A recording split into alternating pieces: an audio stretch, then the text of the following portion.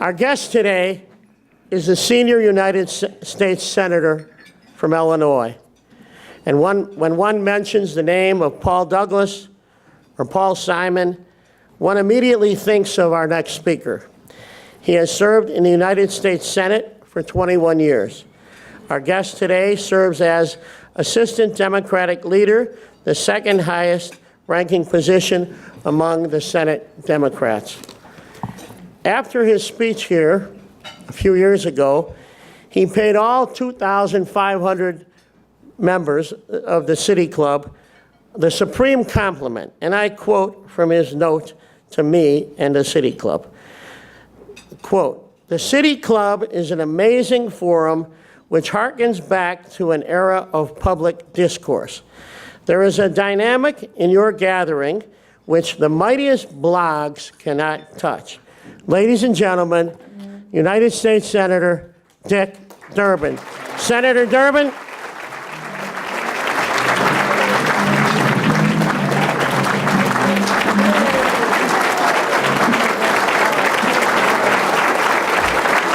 Thank you all very much. Thank you. Thank you. Jay, thanks for the nice introduction. Ed Mazur, thank you for the many kindnesses you've shown to me and my family. This is my first City Club without Paul Green, and I miss him, and I know we all do. A fantastic person and a great resource, and always had a little jab for every speaker with a tough question. I looked forward to it, and I'm sure you will, in his tradition, make sure I face the music afterwards, too. Donna Fenton there is one of my faves, and she and I went to, I remember saying, would you go to a Cubs game with me? Because she wears Cubs earrings, and she said sure, and we went to opening day a few years ago, and naturally, opening day at Wrigley Field, you never know what to expect. Well, it was a snowstorm, and we ended up in a box, and we were there with Billy Williams, and she got her picture taken. And I was sitting there watching the game, and I looked around, and darned if she wasn't waiting on everybody in the box. And I said, "Donna, you're a guest. You don't have to work here today." But she's a wonderful lady, and I'm glad to count her as a friend. And as I told the folks at my table, with Loretta's permission, she's my other girlfriend. So, Donna, glad that you're here. Topic I want to discuss with you this morning, or this afternoon, is serious. And I hope that each and every one of you will listen and share some thoughts, questions on anything that follows. But it relates to the reality of the world that we live in. Do you remember what you did last weekend? Some people do, and many people are scratching their heads trying to remember. 63 people will remember it because it was a weekend that they went to an emergency room with a gunshot in Chicago. Some will escape with a scar, some will face surgeries and maybe brain damage, and some will face paralysis. For 8 Chicagoans last weekend, it was their last weekend on Earth. It was the deadliest weekend in this city since the longer 4th of July weekend a few weeks ago. So far this year, 2,435 people have been shot in Chicago. 454 have been killed. That's down from last year, Chicago's deadliest year in 20 years, when more than 4,300 people were shot in that year and 789 killed. But it's still horrifically high. No one is spared from this violence, not even children. Last year, more than 300 children in Chicago were shot. 36 died. So far this year, 176 children have been shot and 27 have died. This past June was the deadliest month for children in Chicago in more than 15 years. One child being killed on average every other day. Since 2000, gun violence in this city has taken the lives of more than 1,000 children. In his frustration and anger on Monday morning, Police Superintendent Eddie Johnson said, "This weekend of killing represents, quote, the culture of Chicago." He added, "We cannot arrest our way out of this crisis when the criminal justice system is not a deterrent." The causes of this carnage are complex. Many people are working from every conceivable angle to end it. Faith leaders, many represented today, I'll acknowledge a few as we go through the remarks. Bereaved parents, community leaders, business, education, public health communities, public officials, and law enforcement. Many of you in this room. Sometimes it must feel like you're pushing a boulder up a hill, but you are saving lives. Thank you for what you do. Today, I want to talk about 3 approaches to this that I believe can help. First, we need to stop the flow of illegal guns into our city's neighborhoods.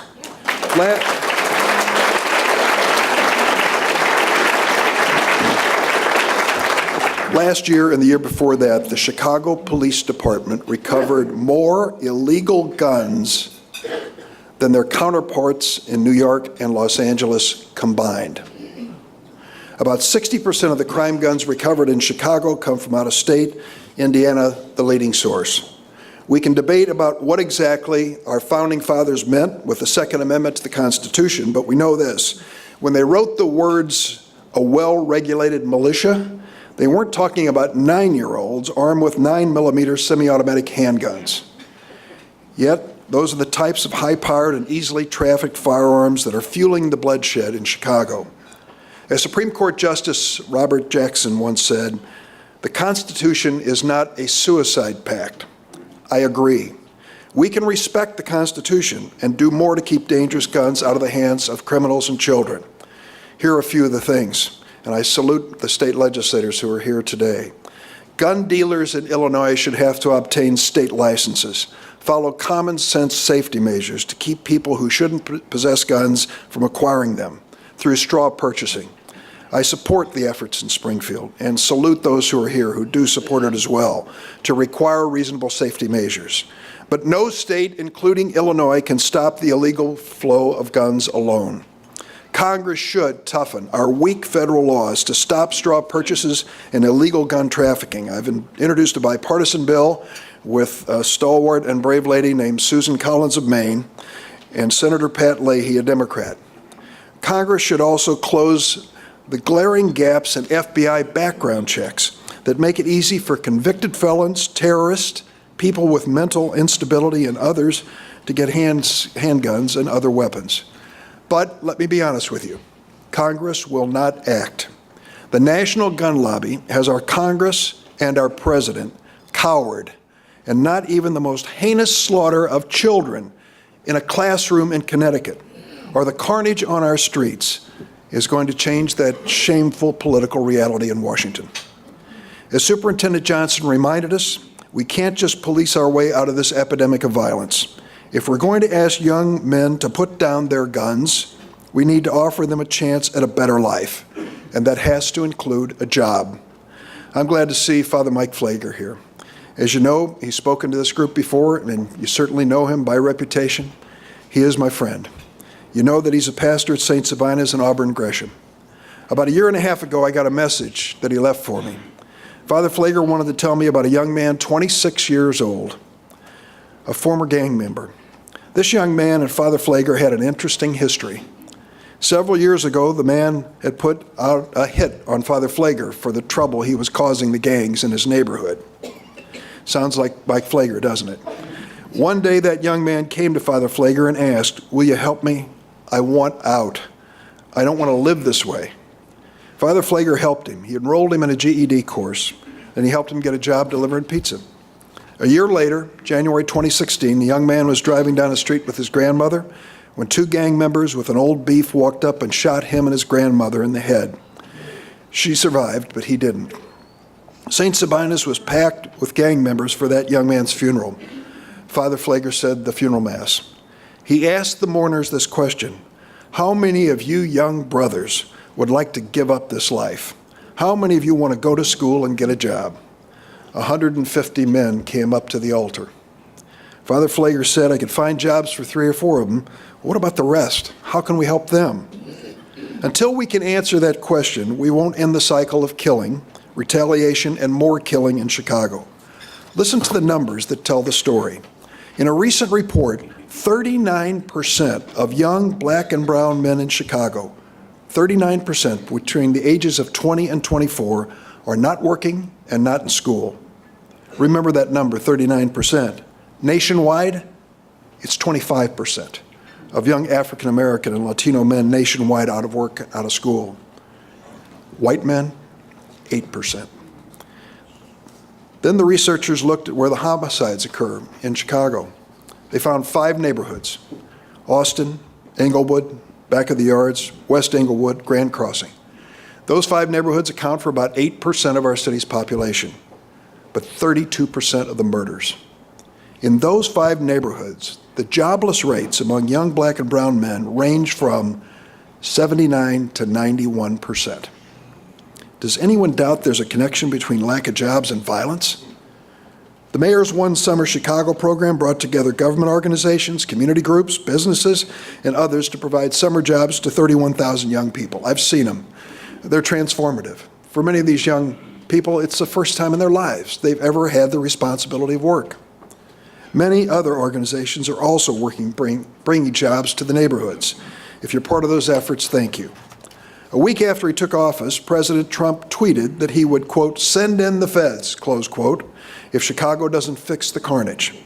I say, Mr. President, if you want to use the power of the federal government to help end violence in Chicago, we welcome your help. Send us federal dollars to revive our economically abandoned neighborhoods. Send us help for job training and apprenticeship programs. Help us close outrageous tax loopholes that pay companies to ship jobs overseas, and instead, let's have a tax code that rewards American companies, creating jobs for Americans with decent pay and benefits. Senator Sherrod Brown of Ohio and I have joined in introducing a bill to do just that. Jan Schakowsky is a sponsor in the House. I've also introduced a bill to expand tax credits for employers who hire at-risk youth, and another bill to make it easier for local governments and community organizations to apply directly for federal funds to support summer and year-round youth employment programs. I'm willing to meet with this president anytime, anywhere, if he wants to work to help create jobs and a more positive environment in this city. Now, the last proposal I want to give you, I think, is critically important and is often overlooked. If we are ever going to stop the bloodshed, we must learn to recognize and heal the deep wounds that violence and traumatic loss inflict on the minds of those exposed to it, especially the developing brains of children. A year ago, I went to the Cook County Juvenile Detention Center and spent the better part of a day meeting with those who were teenagers waiting for trial for having shot people, and talking to those who worked with them. Those who are waiting for trial don't come and go. They're there for long periods of time. There's a high school, there's gyms, there's programs, and counseling. And I said to the counselors at the Cook County Juvenile Detention Center, what do you find when you sit down with these largely men, young men? What's going on here? We find everything, Senator. We find bipolar, we find depression, we find it all. But in 92% of those who are waiting trial and come through this Cook County Juvenile Detention Center, we find the same thing. They have either been victims of violent trauma or exposed to violent trauma. Now, that is not a coincidence, my friends. It's a reality. Many have lost parents to addictions, incarceration, or death. They've grown up in poverty and chaos. They've lost friends, classmates, and family members to violence. Now, when I visit classrooms in the city and other places, I say, how many of you here have seen someone killed or had a close friend or family member murdered? More than half the hands shoot up in the classroom. Let me ask you, how many of you have seen someone you know or love murdered? If you have, you'll never forget it. How many of you worry every minute of every day that a stray bullet could come out of nowhere and end your life or the life of someone you love? And now ask yourself, what if you were 8 years old and just answered yes to both of those questions? Now, I went over to the Hines VA hospital and I was invited in for a counseling session for returning veterans. These returning veterans came back with PTSD, and they let me sit in on one of their sessions. And it was transformative to see them walk through the door, close the door on a Friday afternoon, and many of them break down in tears in front of me. They had gone through battle, and they were battling the wounds that they brought home with them. Think about that for a minute. These are former members of our military who were carefully screened before they were inducted. They were trained extensively by professionals. They were sent into combat with careful supervision and support. and yet they come home in desperate need for support and counseling to heal their psychological wounds. How can we possibly believe that children who grow up surrounded by the daily threat of violence and loss can cope on their own or just outgrow these traumatic experiences? 20 years of research, the advent of MRIs and other brain scanning technology have given us definitive proof that exposure to violence and trauma dramatically affects kids. Experiencing repeated trauma leaves emotional scars that can last a lifetime, but literally change a child's brain chemistry. It can force children into a constant fight or flight mode. This can result in what can lead to emotional difficulties, developmental delays, and a variety of chronic health conditions, all factors that perpetuate the cycle of violence and poverty. We know, for example, that children who experience violence and traumatic loss are more likely to suffer serious asthma, panic, and flashback. They are more likely to suffer from depression and anxiety. They are also more likely to have trouble focusing and learning in school. A 2012 study of children in a Chicago neighborhood found that children who took reading or vocabulary tests shortly after a murder in the neighborhood performed dramatically worse, as though they had lost several years of academic progress compared with the students who were tested before the murder. Our lives are intertwined. A single bullet can ripple through a family and a community, shattering the fragile sense of safety and security that many of us take for granted, and leaving in its place grief and unimaginable loss and heartbreak. We now know that adults who experience trauma and violence as children are more likely to suffer from heart disease, stroke, diabetes, depression, addiction, lung disease, liver disease, and many other chronic conditions. They live sicker and die younger than people who don't grow up surrounded by stress and the threat of violence. It's important to stress that not all children who are exposed to trauma and violence will develop these problems or have these mental and physical challenges. And with proper care, many children who are harmed can be healed. But for too many children in violence-scarred neighborhoods, their biography becomes their biology. Here's the reason why. It's estimated that only 25% of the children in America who need mental health care actually receive it. Black and brown children, those most likely to experience this violence, are even less likely to receive the help they need to prevent trauma-related mental and physical difficulties. To put it another way, when it comes to gun violence in Chicago, sign me up for 1,000 cops, but sign me up as well for 1,000 counselors. We need them both.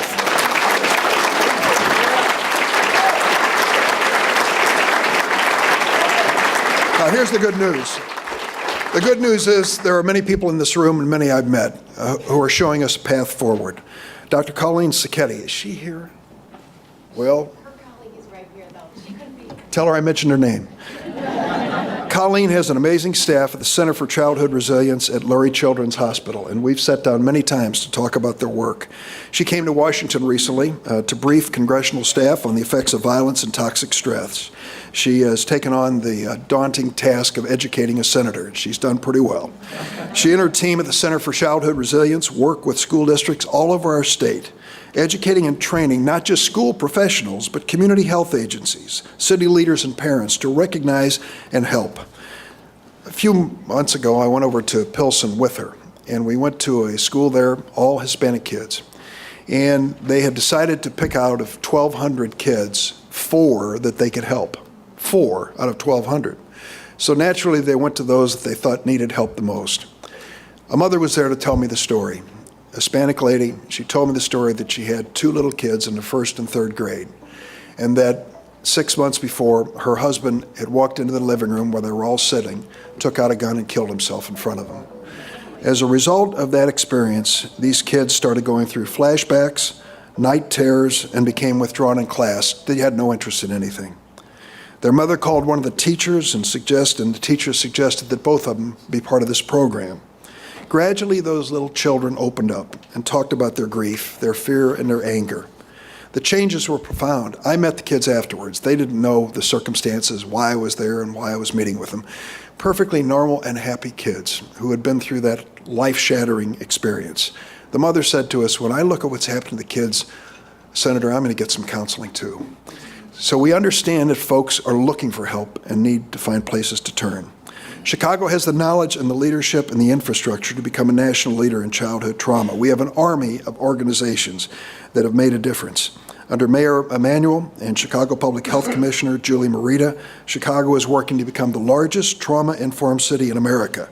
We have a lot of people who desperately need their help. I've introduced a bill in the Senate to help make it happen. It's called the Trauma-Informed Care for Children and Families Act. My partners are Heidi Heidkamp of North Dakota and Al Franken of Minnesota, and in the House, Congressman Danny Davis. Danny knows the heartbreak of gun violence personally. Last year, his 15-year-old grandson was shot and killed by two teenagers arguing over shoes and clothes. Danny's heart is in this cause, and I couldn't ask for a better partner in this effort. The need in Chicago for trauma-informed care is staggering. A 2013 study conducted in Chicago neighborhoods with the greatest levels of violence found nearly 9 out of 10 kids aged 15 to 17 had been exposed to this kind of violence. 1 in 3 had lost a close friend or family member. 1 in 5 witnessed a murder firsthand. Yet few receive any mental health services at all. This bill is going to really try to build on innovation here and other places, educate and train adults who can help these young people, frontline people, expand Medicaid coverage of trauma-informed counseling and services to more schools, enable more kids to benefit from these curricula, and provide proven, innovative in-school mental health programs. Young people are 21 times more likely to go to a school clinic than to another clinic for care, and we want to make sure we're there to help them. Our bill is also going to enlist community leaders. Jay and Joy Luster, I met Jay in the course of my education on this subject, started a project called Calm Classrooms. Thousands of students in Chicago are taking advantage of that now. Mentors from the YMCA's Urban Warrior programs. My buddies like Wayne Gordon, Coach Wayne Gordon, sitting up here, like Mike Flager. He's been on the front lines of the battle for 42 years, am I right, Wayne, on that? He moved into Lawndale neighborhood, raised his family there, and never left. Wayne, thank you for all you've done with Mike Flager and so many others in the faith community. One of my friends went to Jerusalem and saw a program there dealing with trauma and violence and decided to bring it right back here. And let me give a shout out to Pastor Chris Harris at Bright Star Church in Bronzeville. Chris, thank you so much. We need to have the best practices that come out of these experiences and ones we learned from around the country to make this work even better.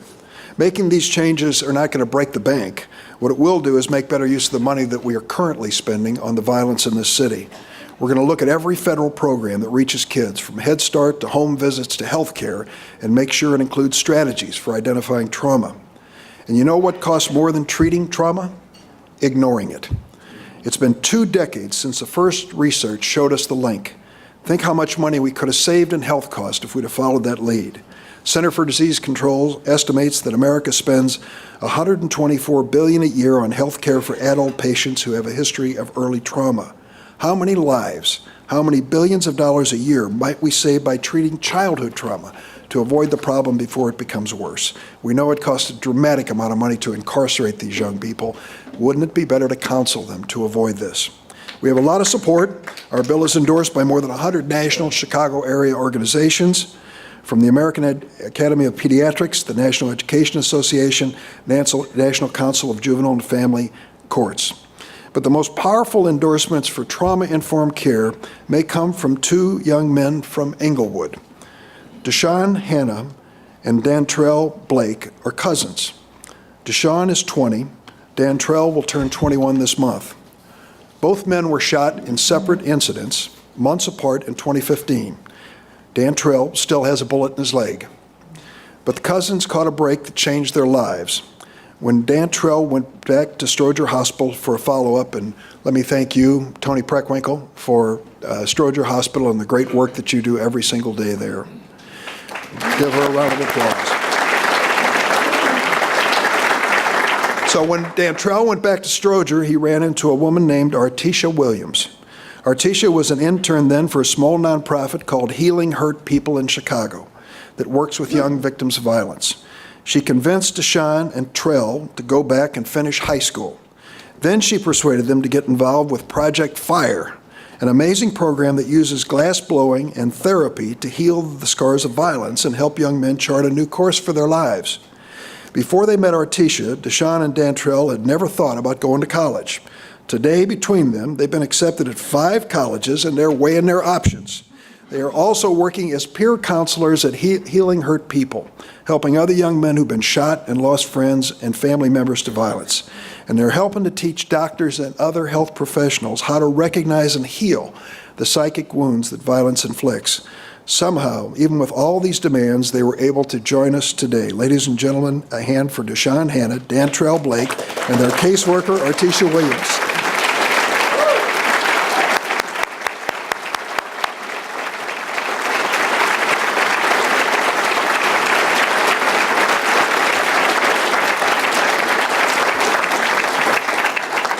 There's a lot of hurt in this city, but there's a lot of hope too. I hope you'll ask yourself, well, what can I do about this? What can I do to make Chicago a national leader in healing childhood trauma?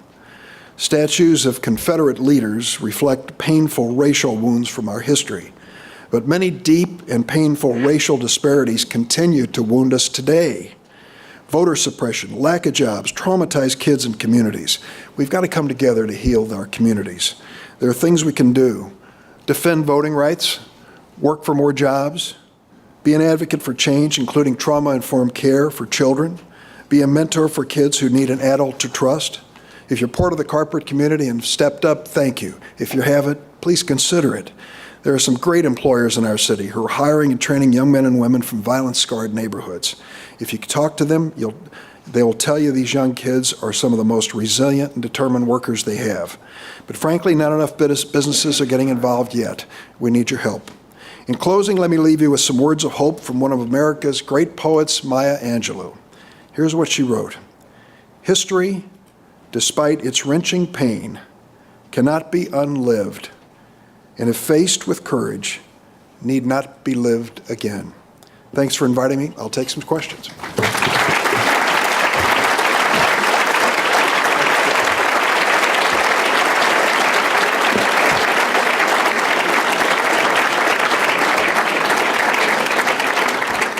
Thank you very much, Senator Durbin.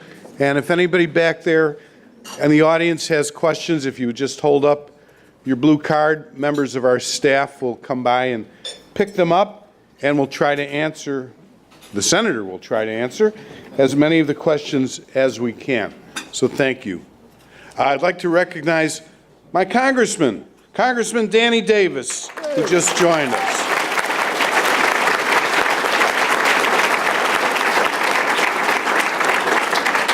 This is like a triple header today. I've got my U.S. Senator, my Congressman, and my Alderman. Boy, unbelievable. Okay. First order of importance. Remember, all politics are local. Okay. This is from Mike Bowers, sitting over here, City Club member. What do you think of the proposed acquisition by Sinclair Broadcasting of Tribune Media? Do you expect the acquisition to be completed? Mike, I don't know what we'll have to say about that in terms of their acquisition. I'm familiar with Sinclair. It is a very, I'm being kind now, very conservative operation. They used to put editorial comments when they owned the Springfield, Illinois station on with regularity, and I would demand and occasionally get the opportunity for a rebuttal. It is hard for me to imagine that kind of operation taking over WGN. It just seems like such a hometown radio station that has, just deep roots in Chicago history. It's hard to imagine outsiders coming in. We've seen some great dislocations already with the Tribune, Sun-Times, and other things. But I worry about it. I worry about the change of the approach at this station. Okay, thank you. Ooh, a lot of questions. Great. Ask them faster. Okay, Charlie Gardner, Roosevelt University trustee. Do Democrats have a chance to recapture the Senate in 2018? Right now, it's 48 Democrats, 52 Republicans. There are 25 Democrats who are up for re-election, 9 Republicans. So the numbers are not in our favor. Out of those 25 Democrats, there are many in states that Donald Trump carried. Now, historically, except with one exception, off-year elections have not been kind to a president's party, and the other party has picked up seats in the House and the Senate. And so maybe, just maybe, we may pick up some seats. But there are only two hot possibilities if you look at the 9 Republican seats, and that would be Nevada and Arizona at this point. Way too early to tell how that's going to work out. I actually think that the House of Representatives, U.S. House of Representatives, may be as likely or more likely to turn. And there are lots of candidates running. In some of the Republican districts in the state, there are as many as 8 different Democrats who are vying for the nomination. So there's a lot of interest that came out of the Trump election on the Democratic side at grassroots. It could be a fascinating election. Okay, thank you, Senator. This is from Paul Singer. He's not a City Club member. Paul, remember, we'll ask your question this time. We expect you to join. He's a liberal Democratic voter. Can President Trump shut down the federal government if Congress does not fund the wall? I doubt that that's what's going to happen. And although he is adamant that he wants to see that big, beautiful wall built and paid for by the Mexicans some way or another, I doubt that that'll happen. And the reason I say that is I believe that we've been through this scenario a few months ago when we had to finish the budget for this fiscal year, and the Republicans now in control in the House and the Senate do not want to carry the burden of having shut down the government on their watch for any reason. So we face 2 critical votes right away. One of them is on the budget for the next year, which may be delayed a little bit, but even more compelling is the extension of the national debt, which if we do not do, will have the same impact of shutting down the government and our economy. I just don't think the Republican leaders or the president want that to happen on their watch. Okay, thank you. This is from City Club member Joe Annette with Siena. Senator, where do you propose the funding will come from to support the necessary increase in mental health therapies? Well, I can tell you first, we need to have a healthcare system that provides mental health services through health insurance in America.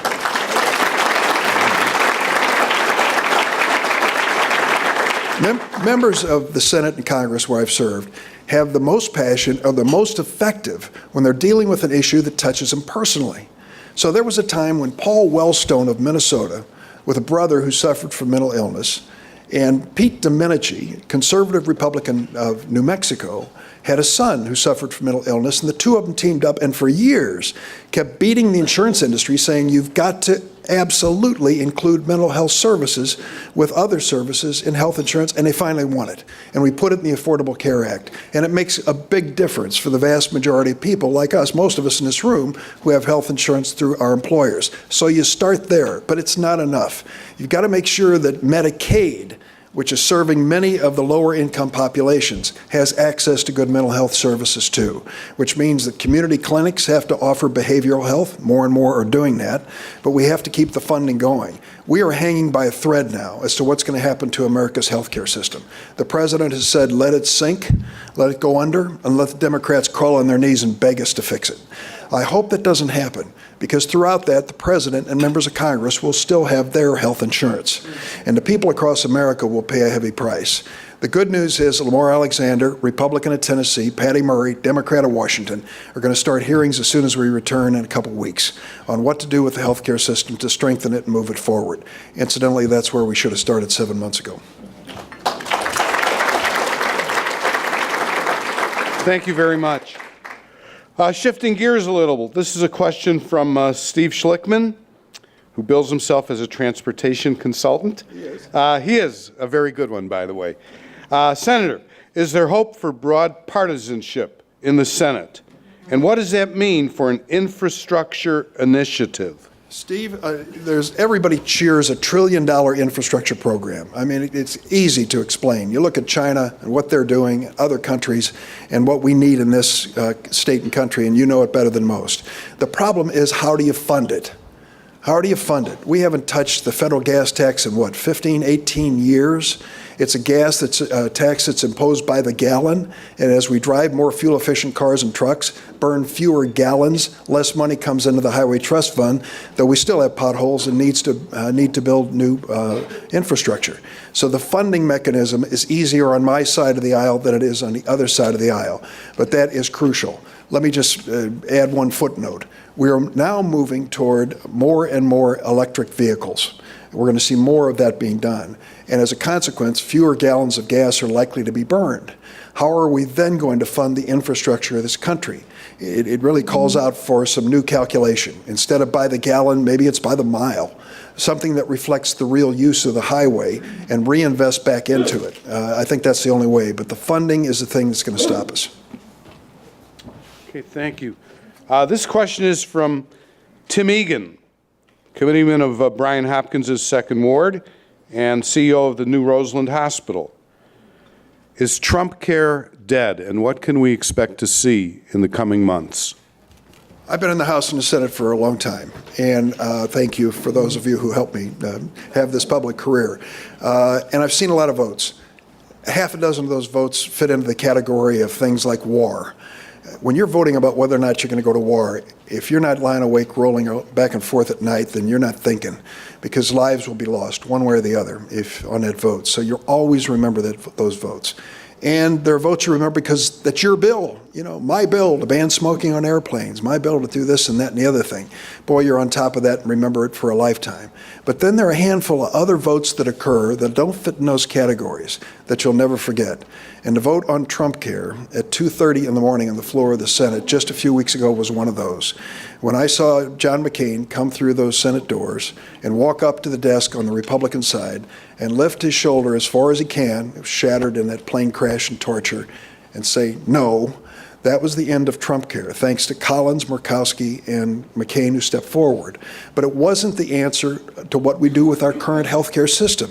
I voted for the Affordable Care Act. I believe in it.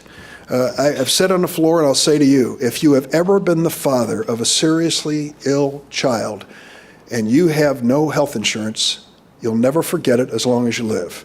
I know, I've been there. I don't want anybody else to be there. So I voted for the Affordable Care Act. We reduced the number of uninsured by 50% in Illinois and virtually nationwide, but it's not perfect. The individual marketplace premiums are way too high because the older and sicker people are signing up and the younger, healthier ones are not. We got to fix that. Secondly, there's nothing, absolutely nothing in the Affordable Care Act to deal with the cost of prescription drugs. It's breaking the bank. Blue Cross Blue Shield pays more out each year on prescription drugs than they do for inpatient hospital care. Go figure. It has reached the point there is no control in terms of the rise in prices. Things we have to do to make this health care system work. If Trump Care is not going to pass, we've got to get something that moves forward on a bipartisan basis. Thank you very much. Our weekly Armenian-American question from Laura Tarosian. Senator, please tell us your thoughts on initiating impeachment and what cause requires. Told you we'd have some zingers. Impeachment is initiated in the House of Representatives.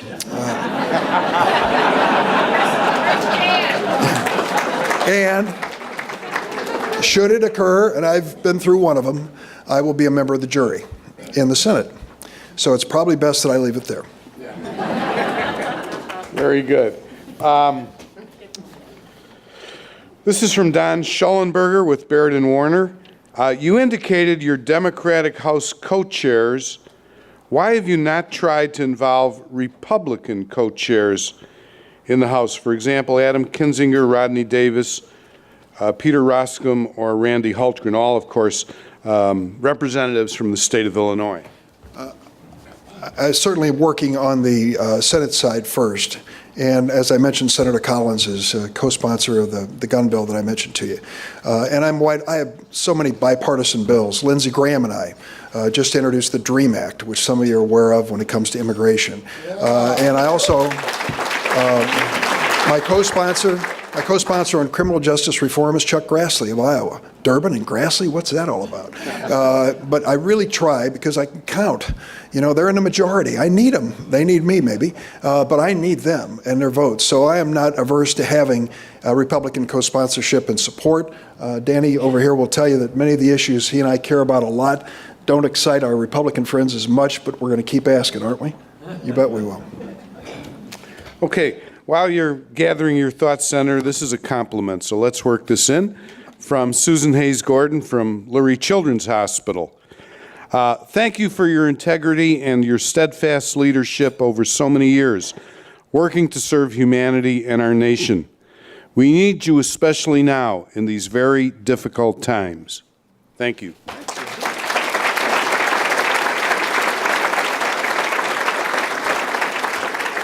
Well, here's a question. Even though we have limited time, we could probably go on for hours. This is from Kay Kamen with Sutton Place Financial. Can you add any clarity to what's going on in Washington? So here is, I'm going to give you two numbers to give you an idea of where America is today. Roughly 2/3 of the American people have said in a poll that they're embarrassed by the president.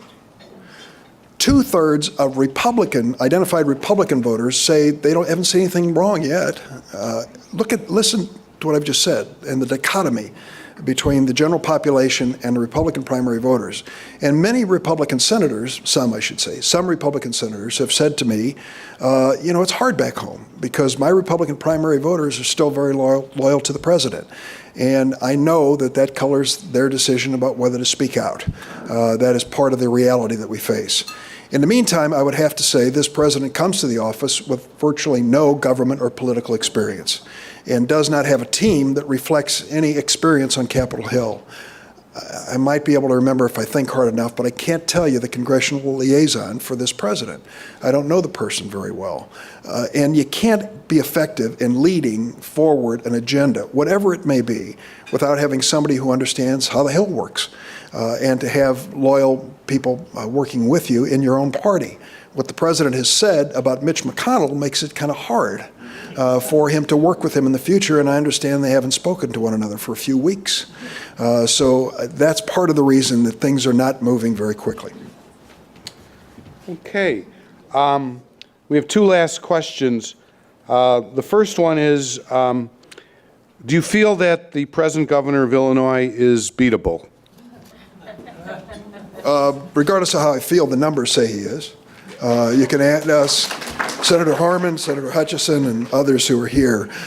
His numbers are not very good in the state at this moment. I will just say this generically. I've spent the better part of my adult life working for this state, and I am honored to do it. It's a great honor to do it. I am heartbroken of what I've seen occur in the last 2.5 years in our state. There are things that have happened around our state which will take more than a decade to repair that have happened in the last few years. The city of Carbondale, Illinois, they were blessed with this eclipse and all the tourists who came down for a few days. But Southern Illinois University Carbondale went from an enrollment of 23,000 to 16,000. They had more students transferring out of SIU Carbondale to Kentucky and Missouri and Indiana schools than they ever have in history because of the uncertainty of the state budget. The city of Carbondale, Mike Henry's the mayor, Republican businessman, nice guy who supports me in some crazy way, says to me, we've had 50 real estate closings in Carbondale as of a few months ago. We have 250 properties for sale. The biggest driver of the economy is the university. And there's doubt about whether it's going to be there for the students. I go to Black Hawk College over at Quad Cities just yesterday and talked to the fellow in charge of admissions. He says the students here would rather go to school in Iowa because they think there's more certainty that they'll be able to finish and the state will provide whatever assistance they can provide to them than here. The damage that's been done to Illinois in the last 2.5 years is self-inflicted. This is not some great devastation that came our way at the hand of God. It is something that we have been party to and we've got to do something about. And I will just add, to think that we are even questioning whether we're going to open the schools of Illinois on time after all this is shameful. It's disgraceful. And I'll say one last thing.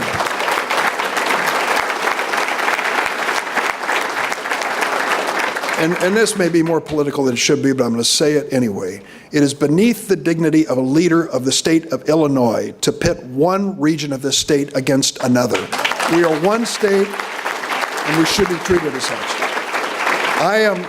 My father was born in deep southern Illinois. I was born in East St. Louis and raised my son Paul and our other kids in downstate Illinois. I'm proud of it. Proud of it. Yes. But having said that, I am equally proud to represent this great city. It is a fantastic place. My wife and I spend every moment we can here, to great restaurants and everything that goes with it, and they're great people. And to think that we would have to choose or pit one against another is something beneath the dignity of a public office.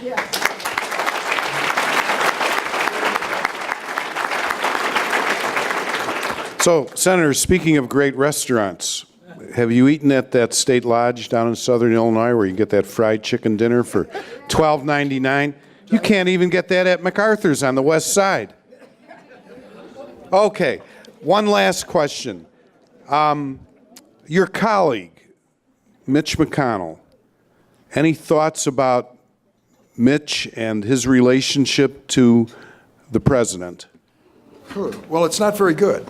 And the president's been very public about that. I think Senator McConnell made a mistake the day after we swore in the new Senate by announcing he was going to something called reconciliation. Now, that's total inside baseball for most of you. But what it basically means is he does not want to take it through the regular order of business, any issue. Anything he can, he's going to move through a reconciliation process, which basically says no committee hearings, no amendments, take it to the floor, and a simple majority passes. Well, he has 52 votes, so he doesn't want to get into the world of 60 votes. By doing that, he has really, unfortunately, put us in a position on the healthcare system where we're bringing a measure before us for a vote to change the healthcare system in 1/6 of the economy of America that no one has read and no one could possibly understand. And that's why it fell apart. That's why his own 3 members of his own party would not support it. I hope Senator McConnell will call Senator Schumer or any of us and say basically, all right, I'll take a flyer at the regular order of business. Let's see how this works. Let's see if we can do it together. Put us on the spot. We should be doing it together. I think you've elected us as Democrats and Republicans to solve problems together. And that means that Durbin has to compromise and maybe McConnell has to compromise. But isn't that what it's all about at the end of the day? That we do the best we can and get the most done that we can. So I'm still honored to serve, although I have to tell you this last year has been very unusual in the United States Senate and likely to contend. City Club, thanks. Only